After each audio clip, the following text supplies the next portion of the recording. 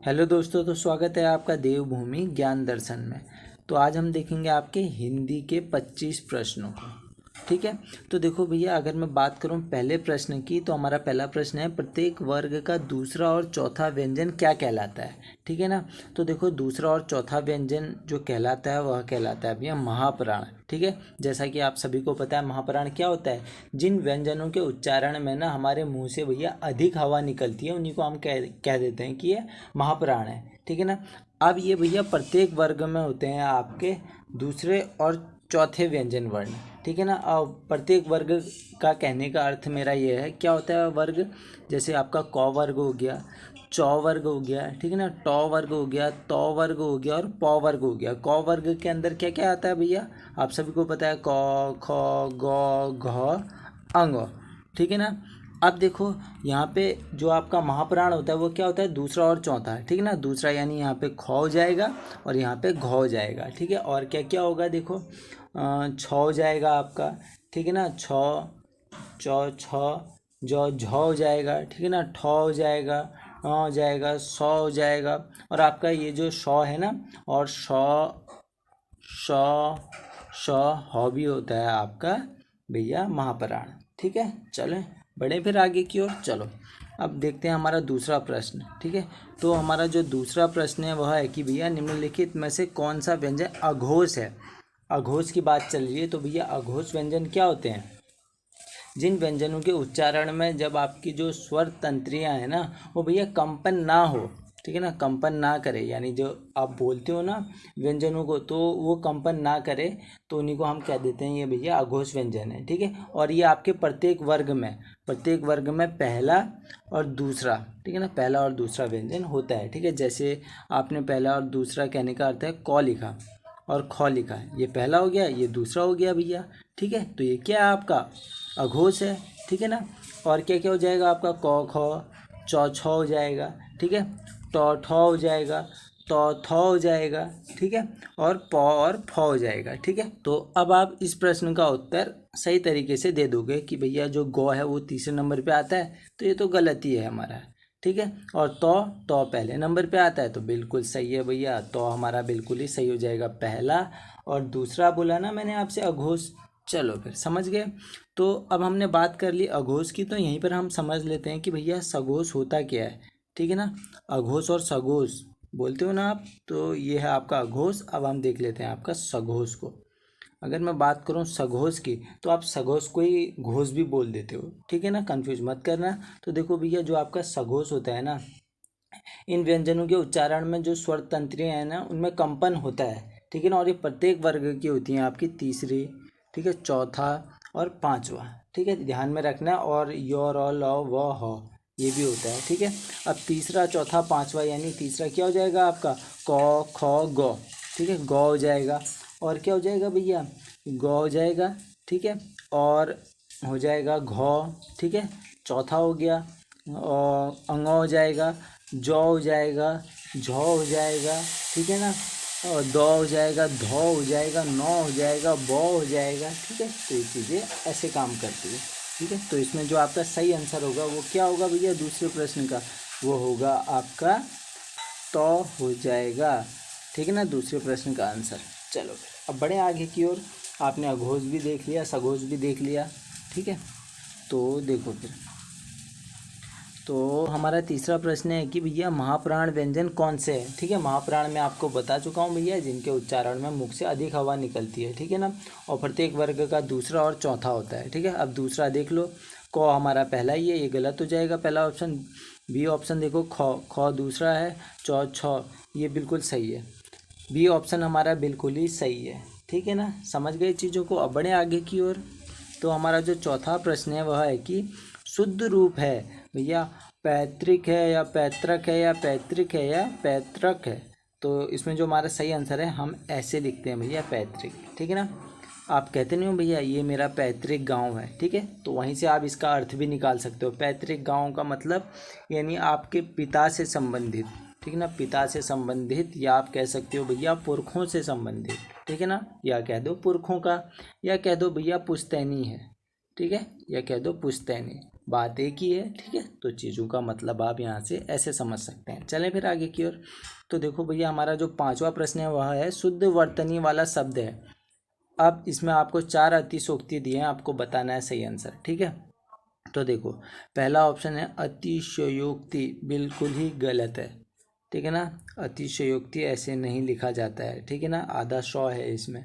तो देखो भैया, ऑप्शन बी हमारा बिल्कुल ही सही हो जाएगा, ठीक है ना। अतिशयोक्ति, अतिशयोक्ति ऐसे ही लिखा जाता है। और अतिशयोक्ति का मतलब होता क्या है भैया? अतिशयोक्ति आप कहते हो ना कि अतिशयोक्ति हो गई, मतलब किसी बात को बड़ा चढ़ा कर कहना, किसी बात को बड़ा चढ़ा के कहना, ठीक है। अतिशयोक्ति यानी किसी बात को बड़ा चढ़ा कर कहना, ठीक है।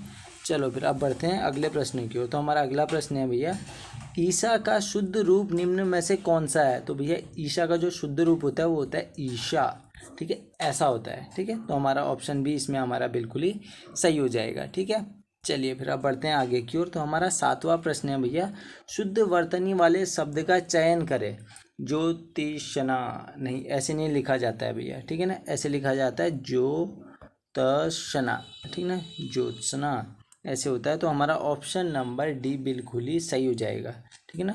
ज्योत्सना ऐसे लिखा जाता है। तो देखो, ज्योत्सना का मतलब होता है क्या? वो होता है आपका चंद्रमा का प्रकाश, ठीक है, चंद्रमा का प्रकाश होता है। चलिए अब बढ़े फिर आगे की ओर।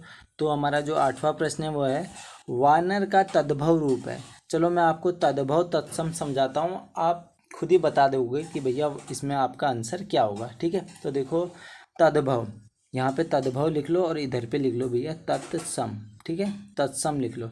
और यहाँ पे तद्भव का मतलब डाल दो, तद्भव का मतलब अशुद्ध डाल दो, अशुद्ध, ठीक है, अशुद्ध। और यहाँ पे तत्सम का मतलब शुद्ध डाल दो भैया, ठीक है, शुद्ध डाल दो।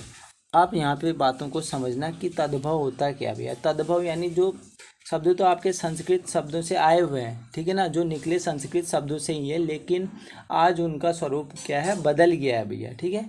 आज उनका स्वरूप बदल गया, यानी संस्कृत शब्दों से वो परिवर्तित होकर बने हैं, उन्हीं को हम कह देते हैं भैया तद्भव, ठीक है। जैसे आपने लिखा भैया अग्नि, अग्नि, आज भी क्या आप इसे अग्नि बोलते हो? नहीं बोलते हो ना, आजकल आप इसे क्या बोलते हो? आग, ठीक है, आजकल आप इसे आग बोलते हो।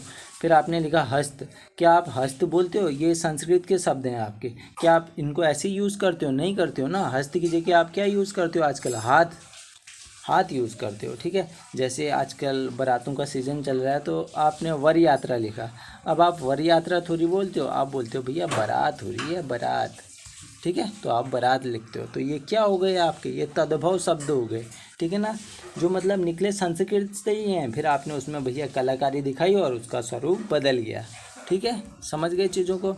आप चलो आ जाओ आप तत्सम में, ठीक है।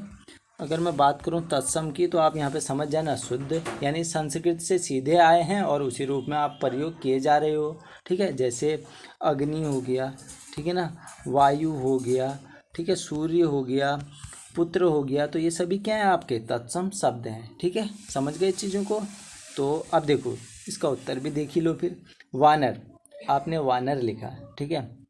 अब वानर क्या है भैया? आप सभी को पता है, एक आपका तत्सम शब्द है, ठीक है, यानी शुद्ध शब्द है, ठीक है ना। आपने रामायण देखी होगी तो उसमें वानर राज आता है, ठीक है ना, ऐसे करके। तो ये सारे आपके क्या हैं? शुद्ध शब्द हैं, ठीक है। तो आपने इसमें अभी क्या बोलते हो? वानर की जगह आप बोलते हो बंदर, ठीक है। तो ये बंदर हमारा क्या हो गया भैया? बिल्कुल ही जो है अशुद्ध शब्द हो गया, ठीक है, यानी तद्भव शब्द हो गया, ठीक है। आपको समझाने के लिए मैंने ऐसे बोल दिया, ठीक है। चलो फिर अब बढ़ते हैं आगे की ओर। तो हमारा 9वां प्रश्न है भैया कि निम्नलिखित में से कौन सा शब्द तत्सम नहीं है? तत्सम नहीं है यानी जो शुद्ध शब्द नहीं है भैया, वो है आपका किशन, ठीक है। क्या है? किशन, ठीक है। ये सारे तो हैं आपके क्या? ये सारे हैं आपके तत्सम शब्द और ये नहीं है, ठीक है। चलो फिर अब बढ़ें आगे की ओर। तो मैंने परिभाषित कर दिया है तत्सम तद्भव, तो आप आसानी से अब इसका उत्तर दे दोगे, ठीक है। निम्न में से कौन सा शब्द तत्सम है? तत्सम यानी शुद्ध है, तो यह है आपका हे प्रियजन, ठीक है। कृपया चैनल को सब्सक्राइब कर दीजिए, ठीक है। तो ये प्रिय क्या है आपका? प्रिय है आपका शुद्ध शब्द, ठीक है, यानी तत्सम है, ठीक है। चलिए अब बढ़ते हैं आगे की ओर। तो हमारा अगला जो प्रश्न है यानी 11वां प्रश्न है, गवार का तत्सम शब्द है, ठीक है। तो आप यहीं से लगा लो भैया। मूर्ख को आप गवार कह सकते हो? नहीं कहोगे ना। मूर्ख को तो आप, अगर तत्सम की बात करूं, ठीक है, शुद्ध में, तो आप मूर्ख को क्या कहते हो? मूर्ख एक आपका तत्समी शब्द है, ठीक है ना। वैसे तद्भव में आप कह दोगे बुद्धू है ये, बिल्कुल ठीक है। गंभीर भी नहीं होगा, ग्राहक भी नहीं होगा, ये ग्रामीण होगा। ग्रामीण हमारा बिल्कुल सही है, ठीक है। आप देख लो, यहीं से सोचो आप, अगर कोई ग्रामीण का लड़का है, ठीक है ना, ग्रामीण का लड़का है, वो कहीं शहर में जाता है, शहर वालों से बात करेगा, लेकिन उसकी उतनी मैच्योरिटी हाई नहीं है, ठीक है, उसकी उतनी मैच्योरिटी हाई नहीं है, तो यहाँ पे जो 4 शहर वाले लड़के हैं वो इसे क्या कहेंगे? भैया ये तो गँवार है। क्या कहेंगे? ये तो गँवार है, ठीक है। यानी ग्रामीण इसमें हमारा बिल्कुल ही सही हो जाएगा, ठीक है ना। चलो फिर बढ़ें आगे की ओर। तो देखो हमारा अगला प्रश्न है कि जांचकर्ता शब्द है, जांचकर्ता शब्द है, तो देखो भैया जो जांच करता है ना वो आपका संकर शब्द है, ठीक है ना। संकर शब्द है। अगर मैं बात करूं आपके संकर शब्द क्या होते हैं, तो देखो वे शब्द ना जो आपके दो भिन्न भाषाओं के शब्दों से मिलाकर बनाए गए होते हैं, ठीक है ना। दो भिन्न भाषाओं के शब्दों को मिलाकर बनाए गए होते हैं। जैसे मान लो ये जांच करता है आपका, ठीक है ना, इसमें क्या क्या है? देखो जांच है एक, और एक है प्लस आपका करता है, ठीक है ना। आप मेरे को बताओ ये जांच कौन सा शब्द है? तो भैया ये जांच है आपका फारसी शब्द, ठीक है ना, फारसी शब्द है। और ये करता है कौन है? ये करता भैया आपका हिंदी शब्द है, आप तुरंत बता दोगे। फिर देखो जैसे आपने लिखा कि, फिर देखो जैसे आपने लिखा, मान लो रेलगाड़ी, रेलगाड़ी। अब आपने रेलगाड़ी लिखा, वैसे मेरे लेख ख़राब हैं तो मैनेज कर लेना। आपने यहाँ पर रेल लिखा और प्लस गाड़ी लिख दिया, प्लस गाड़ी लिख दिया। ये रेल शब्द क्या है आपका? अंग्रेजी का है, ठीक है, अंग्रेजी का है। और ये गाड़ी शब्द आपका हिंदी का है भैया, ठीक है। और फिर अगला कोई देखते हैं हम, जैसे आपने लिख दिया वर्षगांठ, ठीक है ना, वर्षगांठ। तो इस वर्षगांठ में ये जो वर्ष है ये आपका संस्कृत का है, ठीक है ना, संस्कृत का है। और ये गांठ आपका हिंदी शब्द है, ठीक है। समझ गए चीज़ों को? तो वे शब्द जो दो भिन्न भाषाओं के शब्दों को मिलाकर बनाए गए होते हैं उन्हीं को हम संकर शब्द कह देते हैं, ठीक है। चलो अब बढ़ते हैं अगले प्रश्न की ओर। तो अगला प्रश्न है भैया, निम्न में से कौन सा शब्द विदेशज है? विदेशज शब्द क्या होते हैं भैया? जो विदेश में जन्मे होते हैं, ठीक है, किसी विदेशी भाषा से आए होते हैं, और इन्हीं को हम आगत शब्द की संज्ञा भी दे देते हैं भैया, ठीक है ना, आगत शब्द की संज्ञा भी दे देते हैं। तो इसमें जो आपका देखो सही आंसर है ना, वह है आपका रिक्शा, ठीक है। क्योंकि जो रिक्शा शब्द है ना, वो इसकी जो मूल उत्पत्ति हुई थी वो जापान में हुई थी, ठीक है, इसलिए आप कह सकते हो ये जापानी शब्द है, ठीक है। चलें फिर बढ़ें आगे की ओर। चलिए तो हमारा अगला प्रश्न है कि निम्न में से संकर शब्द का उदाहरण है, तो ये मैं आपको अभी बता चुका हूँ, ठीक है, वर्षगांठ। चलिए फिर अब बढ़ते हैं हमारे 15वें प्रश्न की ओर। तो हमारा 15वां प्रश्न है कि निम्न में से कौन सा शब्द तुर्की भाषा का है? तुर्की भाषा का बोल रहे हैं, तो देखो इसमें जो आपका सही आंसर है ना, वह है आपका कैंची, ठीक है। कैंची शब्द आपका तुर्की भाषा का। और कौन कौन से होते हैं देखो तुर्की भाषा के शब्द, जैसे आपने लिख दिया तोप, ठीक है ना, तोप, बाबर लेके आया था ना तोप यहाँ इंडिया में, तोप हो गया। उर्दू, उर्दू शब्द भी आपका देखो याद रखना है तुर्की भाषा का है, ठीक है। दरोगा, दरोगा हो गया। और लाश हो गया, लाश हो गया। और बारूद, बारूद हो गया। चाकू, चाकू हो गया, ठीक है। ये सभी क्या है आपके तुर्की भाषा के शब्द हैं, ठीक है। चलो फिर बढ़ें आगे की ओर। तो हमारा अगला प्रश्न है यानी 16वां प्रश्न है, यौगिक शब्द कौन सा है? यौगिक, यौगिक में आपको योग नज़र आ रहा है? योग, योग का मतलब क्या होता है भैया? ठीक है, आप कोई दो चीज़ें जोड़ रहे हो, ठीक है। तो अगर मैं यौगिक को परिभाषित करूं तो क्या होता है, देखो समझ लो, आप आंसर खुद ही बता दोगे। यौगिक यानी वे शब्द जो दो या दो से अधिक सार्थक, इतना भी ध्यान रखना, सार्थक शब्द खंडों के योग से निर्मित होते हैं। सार्थक शब्द खंडों के योग से निर्मित होते हैं भैया, उन्हीं को हम क्या कह देते हैं? यौगिक शब्द कह देते हैं, ठीक है। जैसे इसमें देख लो आपका, इसमें जो आपका सही आंसर होगा ना वह होगा पाठशाला, ठीक है ना, पाठशाला होगा। जैसे इसमें पाठ अलग हो गया, शाला हो गया, ठीक है ना, या इसे ऐसे लिख लो पाठ और शाला, ठीक है।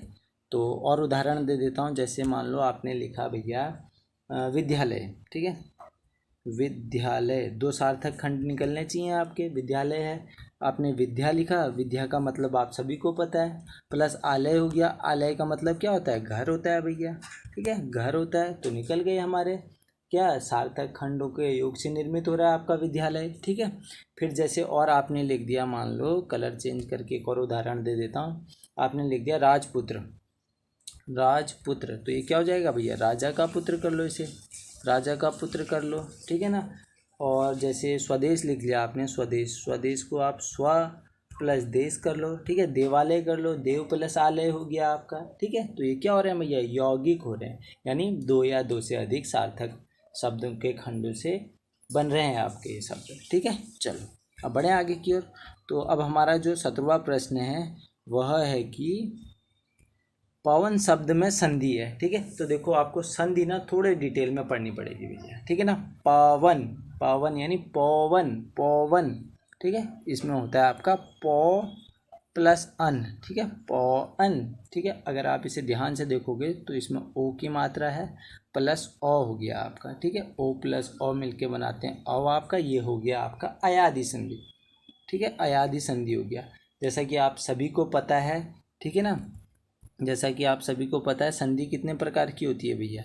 ठीक है, आप सभी को पता है संधि 3 प्रकार की होती है, स्वर संधि, ठीक है, और व्यंजन संधि, ठीक है, और विसर्ग संधि, विसर्ग संधि। इसी स्वर संधि का पार्ट है आपका अयादि संधि। ठीक है, कितने प्रकार की होती है आपकी स्वर संधि, 5 प्रकार की। ठीक है, एक होती है आपकी दीर्घ स्वर संधि, गुण स्वर संधि, ठीक है, फिर आती है आपकी वृद्धि स्वर संधि, यण संधि, ठीक है, और अयादि स्वर संधि। ठीक है, ये 5 प्रकार हो गए।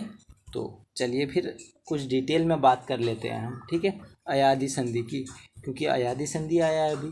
जैसे आपने यहाँ पे ए लिखा, ठीक है, और फिर यहाँ पे कोई भी आपने भिन्न स्वर लिख दिया। ठीक है ना, कोई भी भिन्न स्वर लिख दिया, जैसे अ लिख दिया, तो ये ए प्लस अ को आप बोलो तो ए अ, ये मिलके अय बनाते हैं। क्या बनाते हैं, अय बनाते हैं। अब इसका एक उदाहरण दे दूं, जैसे आपने लिखा भैया नयन, तो समझ लो ये नयन का जो आप तोड़ोगे तो क्या तो होता है नय प्लस अयन। ठीक है ना, अयन। अब यहाँ पे समझना भैया, ठीक है ना, चीज़ों को यहीं पे आप समझ लो। ठीक है, जो इस ने में है ये एक ही मात्रा है। ठीक है ना, और प्लस यहाँ पे अ हो गया आपका। ठीक है ना, ए और अ मिलके क्या बनाते हैं, अय बनाते हैं भैया। ठीक है ना, अय बनाते हैं कि नहीं बनाते हैं। ठीक है, अब अय बना दिया तो अब चीज़ों को यहाँ पे समझना, ये एक ही मात्रा है तो यहाँ पे 9 बच गया भैया। आपने 9 में एक ही मात्रा लगा दी, ये अय बन गया, तो ये न अयन हो गया। ठीक है, समझ गए। चलो दूसरा उदाहरण देता हूँ और अच्छे से समझोगे आप। जैसे मान लो आपने ए लिख दिया और, ठीक है ना, ए नहीं आई लिख दिया, आई प्लस अ। ठीक है, तो ये क्या हो जाएगा, अय आय हो जाएगा, आय हो जाएगा। ठीक है, आय हो गया, यानी इसका उदाहरण होगा नायक। आपने नायक लिख दिया तो नायक में होता है ने प्लस अक। ठीक है ना, ने प्लस अक होता है। अब यहाँ पे ध्यान से देखना, आप चीज़ों को ध्यान से समझना। ये ने है, काय की मात्रा है इसमें भैया, आई की मात्रा है, यानी आप आई अलग कर दो। ठीक है ना, अलग कर दिया, प्लस अब यहाँ पे क्या बच गया, यहाँ पे जो बच गया उसको यहाँ पे लिख दो। ठीक है ना, 9 बच गया आपका, तो यहाँ पे ए बाहर आ गया, प्लस ये अ लिख दो यहाँ पे। ठीक है ना, अ लिख दिया आपने। ठीक है, अ लिख दिया, ये ए और अ मिलके क्या बना रहे हैं, ये आय बना रहे हैं, तो प्लस आय कर दो। ठीक है ना, प्लस आय कर दो, समझ गए। और यहाँ पे आप बच गया क, तो प्लस क कर दो। अब इन तीनों को जोड़ोगे तो आपका नायक निकल जाएगा। इस 9 में आ की मात्रा लगाओगे तो ये ना हो जाएगा, ना य क हो गया ये आपका। ठीक है, ये जुड़ गया पूरा, समझ गए। तो संधि ऐसे काम करती है आपकी। ठीक है ना, तो अब अगर मैं आपको संधि पढ़ाऊँगा ना, तभी मैं आपको इतना डिटेल में बता पाऊँगा, इससे भी ज़्यादा डिटेल में बता पाऊँगा, क्योंकि अभी तो ये आपका प्रश्न आया है तो मैंने इसी से रिलेट करके थोड़ा आपको बता दिया। ठीक है, चलो फिर और देखते हैं। जैसे ये आया आपका सदानंद। ठीक है, सदानंद का संधि विच्छेद कीजिए। अब भैया आपने सदानंद का संधि विच्छेद करना है, आपके माइंड में सबसे पहले आएगा कि सदा। ठीक है, सब में आपको तो दिख रहा है, किसी में दो दिख रहा है, तो आप कहोगे यार ये तो आपकी व्यंजन संधि है। कौन सी संधि है, व्यंजन संधि। और व्यंजन संधि में क्या चलते हैं भैया, आपके नियम चलते हैं। ठीक है ना, नियम चलते हैं। सदानंद, सदानंद। ठीक है, यानी देखो इसका जो सही आंसर होगा ना वह होगा आपका ऑप्शन नंबर ए, सत प्लस आनंद। ठीक है, अब कैसे होगा ये मैंने कैसे समझा, तो देखो आपको मैं इसको आराम से बता देता हूँ, आप बिल्कुल क्लियर हो जाएगा आपके माइंड में। तो देखो, जो व्यंजन संधि के नियम होते हैं ना, तो उसका पहला नियम क्या कहता है हमसे कि वर्ग में आपको बता चुका हूँ, क ख ग घ, ठीक है ना, क वर्ग च वर्ग ट वर्ग ऐसे करके, ठीक है। वर्ग के पहले चलो पहले ऐसे लिख देता हूँ, ठीक है, शॉर्ट हो जाएगा ना। पहले वर्ण का, ठीक है ना, वर्ण का तीसरे वर्ण में परिवर्तन, ठीक है, परिवर्तन, समझ रहे हो, तीसरे वर्ण में परिवर्तन। जैसे मान लो, जैसे मैंने लिखा क वर्ग या चौ वर्ग, ठीक है, टौ वर्ग या तौ वर्ग, ठीक है, या पौ वर्ग, ठीक है। फिर इनके बाद कोई भी अन्य स्वर आ जाता है, ठीक है ना, अन्य स्वर आ जाता है, या वर्ग का तीसरा चौथा वर्ण आ जाता है, या य र ल वो आ जाता है। जैसे मान लो इस क के आगे ना प्लस आपका अन्य स्वर आ जाता है कोई, मान लो क के आगे ओ आ गया, ठीक है। तो ये क के आगे आप कोई अन्य स्वर ओ आ गया, तो ये क का क्या बन जाएगा भैया, नियम क्या कह रहा है, वर्ग के वर्ण का जो आपका पहले वर्ण का तीसरे वर्ण में परिवर्तन हो जाएगा, यानी ये क का आप गौ बन जाएगा, क्या बन जाएगा, गौ बन जाएगा, ठीक है। जैसे इसमें देखो, ठीक है ना, एक उदाहरण दे रहा हूँ। जैसे मान लो आपने लिखा भैया दिगंबर, ठीक है, जैसे आपने दिगंबर लिखा, दिगंबर। अब इस दिगंबर को देखो, तोड़ोगे तो क्या होगा, ये दिक प्लस अंबर होता है, ठीक है, दिक प्लस अंबर होता है। अब देखो भैया इस क को देखो, ये जो आपका क है ना, ये क्या है आपका, ये है वर्ग के पहला वर्ण है, वर्ग का पहला वर्ण तो है ये। वर्ग क्या होता है आपका, क वर्ग चौ वर्ग, ठीक है। क वर्ग का पहला वर्ण भैया क ही होगा, ठीक है। चौ वर्ग का पहला वर्ण च ही होगा, ठीक है ना। तो ये क वर्ण के आगे कोई भी आपका स्वर आ जाए, स्वर आ गया, ओ आ गया, तो ये क्या बना देगा, अब इस क के स्थान पे आपका तीसरे वर्ण में परिवर्तन हो जाएगा, यानी इस क के स्थान पे अब आपका गौ आ जाएगा, ठीक है। क्या आ जाएगा, गौ आ जाएगा, इसीलिए ये यहाँ पे आपका दिगंबर हुआ है, ठीक है, इसीलिए यहाँ पे आपका दिगंबर हुआ है, ठीक है। चलो अब आ जाते हैं सदानंद पे, ये दो कैसे हुआ, ठीक है। तो देखो भैया जो सदानंद है, ठीक है, इसको तोड़ो तो सत प्लस आनंद, यानी जी इसमें हो रहा है आपका तौ का दो हो जा रहा है, ठीक है। तौ का दो कब होगा भैया, जब इस जैसे सत प्लस आनंद, इस तौ के आगे अब आपका क्या आ गया, ओ आ गया है, ठीक है ना, ओ आ गया है, देखो ओ आ गया, तो अब ये क्या बना देगा भैया, दो बना देगा, ठीक है। इसने यहाँ जाके दो बना दिया, ठीक है। ये आ था तो इसने आ की मात्रा जोड़ दी, ठीक है, दो बना के आ की मात्रा जोड़ दी, तो ये दा हो गया, सदा नंद हो गया ये, ठीक है ना। तो इसीलिए ये तो का इसने दो बना दिया। समझ गई चीज़ों को, अगर नहीं समझे हो तो जब मैं आपको हिंदी पढ़ाऊँगा ना, तो आप तब समझ जाओगे डिटेल में, ठीक है। अभी थोड़ा मोटा मोटा ऊपर से लेके समझो, ठीक है ना, क्योंकि इसमें थोड़ा सा डिटेल में जाना पड़ेगा आपको समझाने को, ठीक है। वैसे आप समझदार हो, इतना समझ ही गए होगे। तो अगला प्रश्न है हमारा, यथोचित का सही संधि विच्छेद है, यथोचित, ठीक है ना। तो इसका जो सही संधि विच्छेद होता है वो होता है यथा प्लस उचित, ठीक है, ये होता है। और ये किसका उदाहरण है भैया, यथा आ रहा है ना, आ प्लस ऊ मिल रहा है, ठीक है। यहाँ पे देखो यथा आ की मात्रा है और यहाँ पे ऊ मिल रहा है, जब आ और ऊ मिलता है तो ये बना देता है ओ, ठीक है, ओ बना देता है। तो यहाँ पे अब यो हो गया, और यहाँ पे यथा की जगह ऊ की मात्रा लग जाएगी, तो ये क्या हो जाएगा, यथो हो जाएगा, ठीक है, यथो हो जाएगा।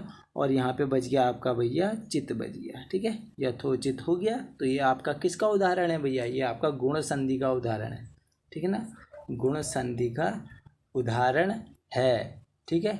समझ गए चीज़ों को, चलिए फिर आशा करता हूँ आप चीज़ें समझ रहे होगे, ठीक है। अगर नहीं समझ रहे हो ना तो आपको मैं समझा दूंगा जब मैं आपको संधि पढ़ाऊँगा, ठीक है ना, क्योंकि चीज़ें ऐसे ही चलती हैं। गुण संधि क्या होती है भैया आपकी, ठीक है। तो देखो गुण संधि में क्या होता है ना, परिवर्तन होते हैं कुछ, ठीक है ना। जैसे आप ओ लिखते हो प्लस ई लिखते हो, वैसे तो परिवर्तन पूरी संधि में ही होते हैं। ओ प्लस ई हमारा ए बना देता है, ठीक है ना।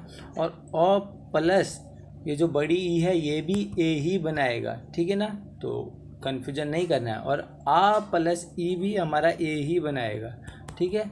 तो जब मैं आपको पढ़ाऊँगा ना डिटेल में तभी समझेंगे, ठीक है। अभी तो मैं आपको प्रश्न करा रहा हूँ और आपको कुछ बहुत आता ही होगा, ठीक है ना, आपने बहुत कुछ पढ़ा होगा, ठीक है। तो चलिए फिर देखते हैं अगले प्रश्न को।